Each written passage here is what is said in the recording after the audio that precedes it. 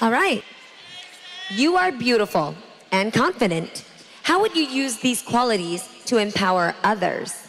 Ramdaman ko, parang nakakahiya na hindi ka nag-aral. Saan ka nagtapos?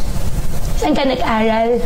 Pero ngayon po, gusto ko po maramdaman at makasaman man lang ang aking sariling biological mother. Nung tumanda na po ako, unti-unti nararamdaman ko, parang nakakahiya na hindi ka nag-aral.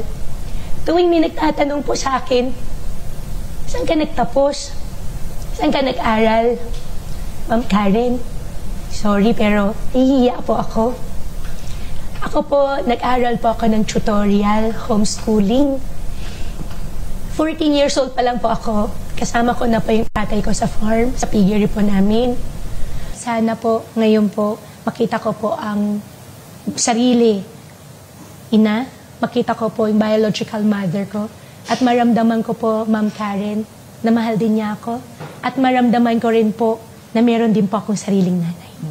Nung kailangan kong gawin upang malaman mo